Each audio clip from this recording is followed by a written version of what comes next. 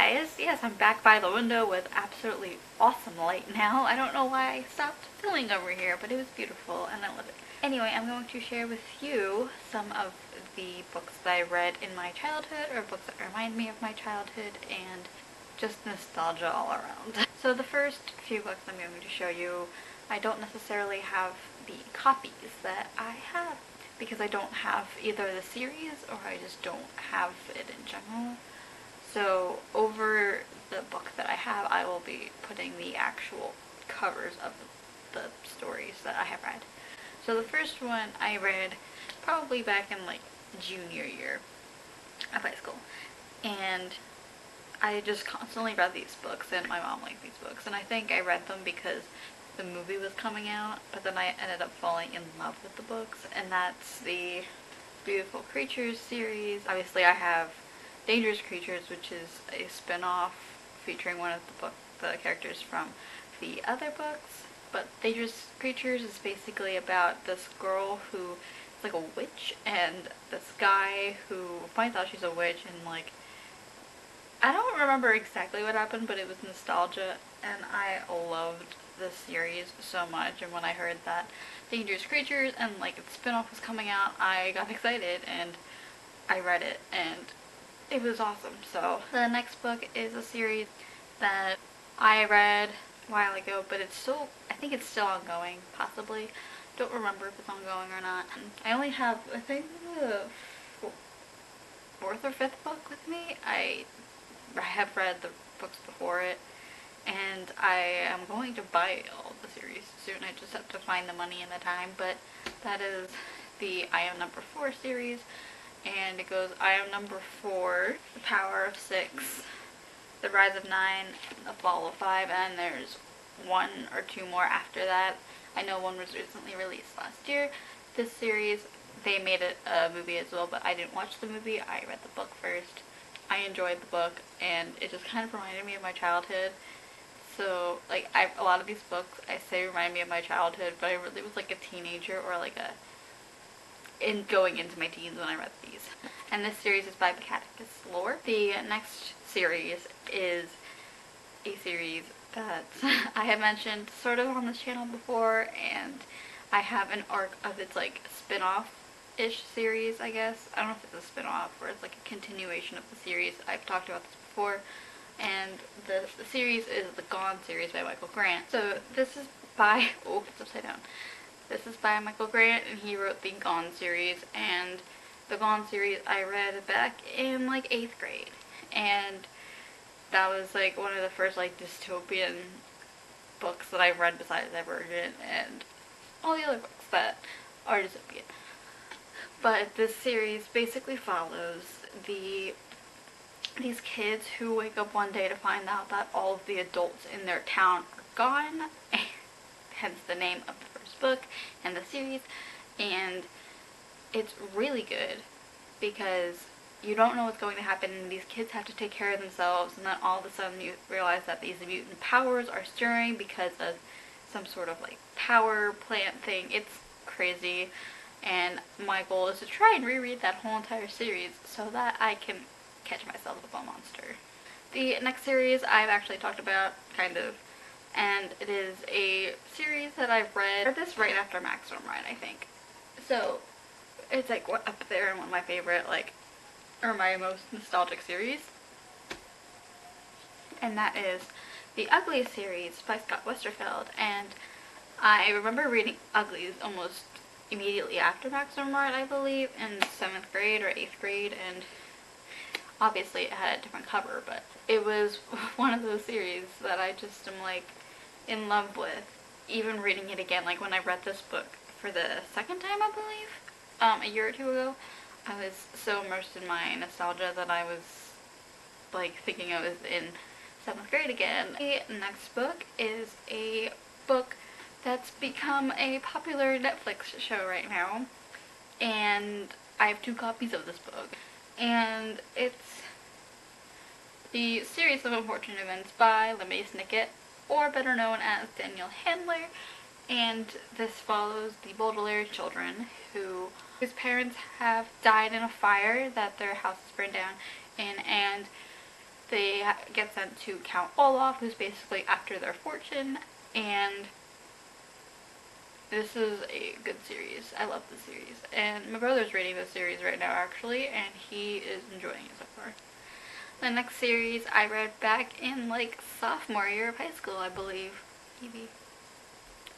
I don't know. And that is the Percy Jackson Olympian, The Lightning Thief.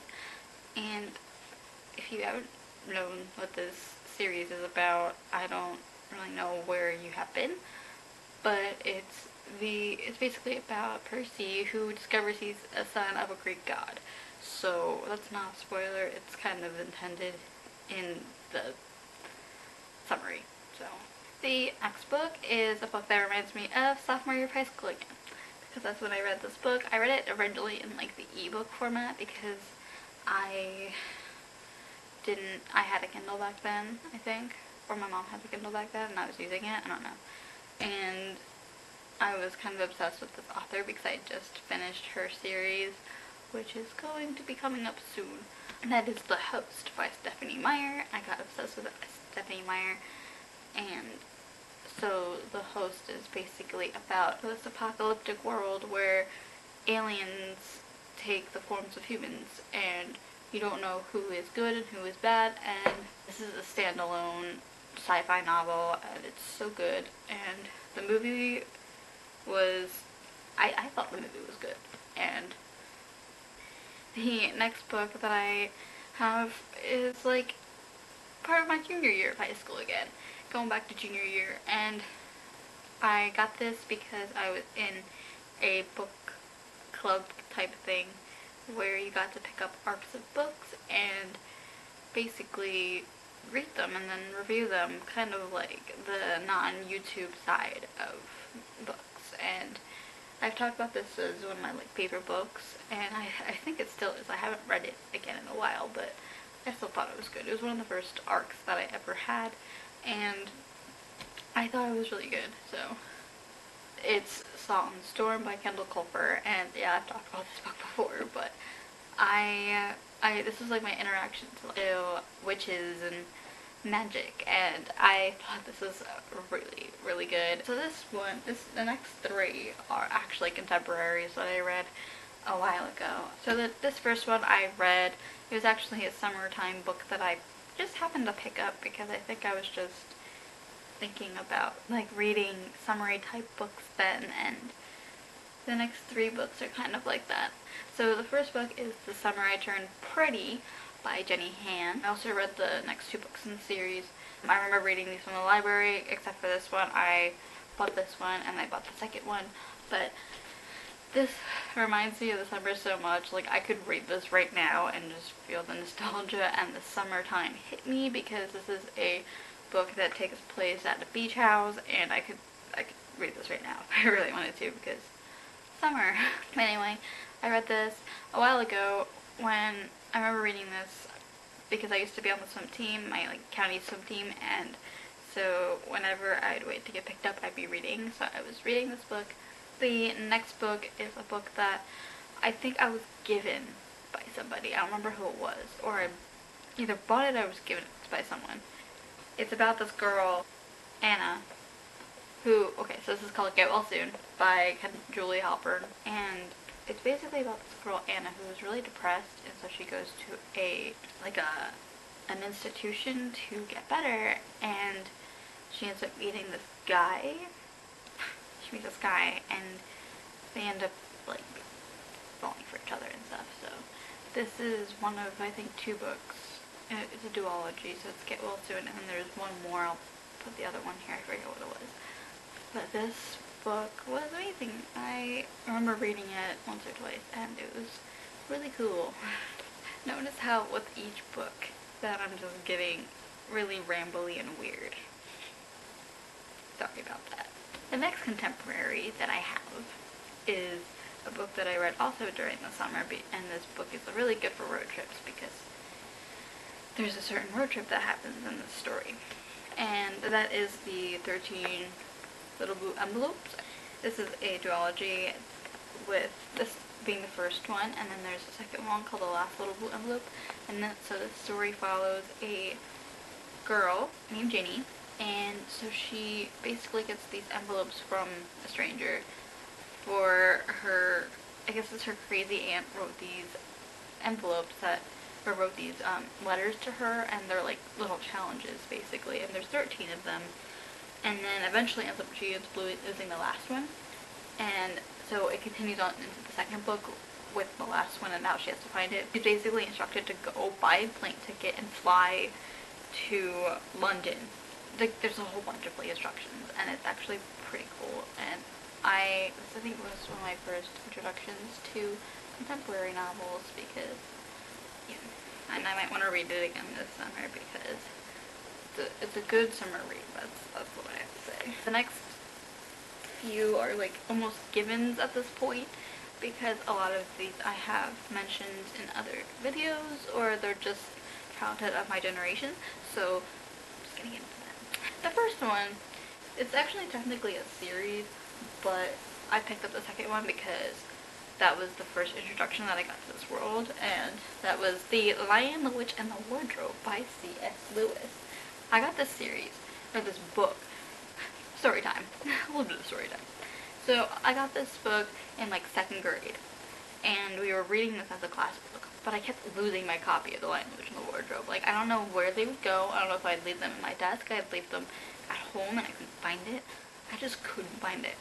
So she kept on giving me a copy, and after like losing 2 copies, she's like, you know what, I'm gonna give you the whole series. So I had the whole Chronicles of Narnia on my bookshelf over there.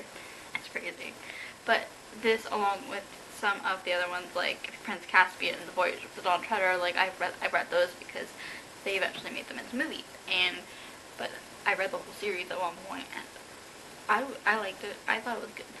But this series basically follows 4 children, the Pevensey siblings, who basically traveled through a wardrobe in their caretaker's home to a place called Narnia, and they end up finding like a war. It's crazy, but it's really good. If you've seen the movie, it's pretty spot on. They might add like a little bit of stuff, like a little bit of information, because this is a tiny book, but it's still good regardless. The next book I had to read for 8th grade, and I remember hating it when I first bought this book, or when I first read this book, and then I read it again because I think they were making it a movie at that point. A lot of these are book to movie adaptations that I actually liked, so yeah.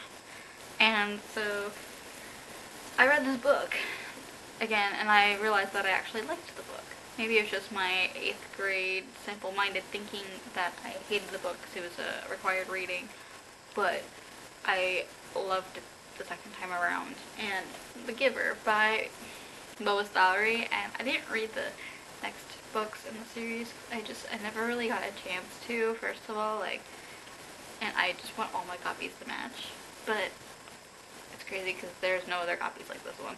But this basically follows Jonas, who lives in a perfect world, which basically everything is in black and white, and they're all assigned jobs once they turn 13, and so apparently Jonas is given the job of the Giver, which gives memories to the next, or he's given the job of the Receiver, which is like receiving memories from the Giver, who remembers a lot of things from before when the world wasn't dystopian.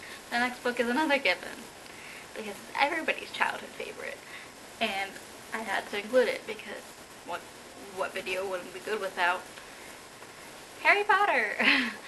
So this book is Harry Potter and the Sorcerer's Stone, but there is the 7 books in the series. If you don't know what Harry Potter is about, you've been living under a rock for way too long.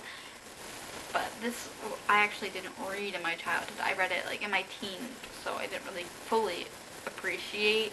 I don't get to fully appreciate Harry Potter, but like it's still a good series. The next one is a given too. It's a good childhood to have. Like, I read this back in like freshman year of high school, or even like 8th grade, and that's Twilight by Stephanie Meyer. I went through a big Twilight phase, and so I have the movie version of Twilight because I bought it at a Best Buy. If you don't know what Twilight's about, it's about a girl named Bella, who moves to Forks, Washington, and she basically meets this guy named Edward, and she noticed that something is really weird and off about Edward, and that's basically her finding out the first half of the book. It's the last book, guys. It's very, very given at this point what it is. Because, well, my channel was influenced by this series. Oh my god, I've talked about this book millions of times before, but that's Maximum Ride, the Angel Experiment, and the rest of the books on the Maximum Ride series by James Patterson. And this is about experiments at bird kids and trying to save the world one action at a time, and I have no other words for it. You can tell that I've marked, this is my, the original copy that I got read to me. This was the copy that started it all. And I have 2 copies of the same book, because I'm crazy and weird. But, yeah, it's one of my favorite books in the whole entire world, and sure, people know that James Patterson isn't a good dude, but I like his books, or at least I like his Maximum Ride series. So that was all of my favorite childhood reads that I have enjoyed throughout my years. My name's Olivia, you're on Bookish Burgers Nice Channel, and I hope to see you soon in another video. Bye!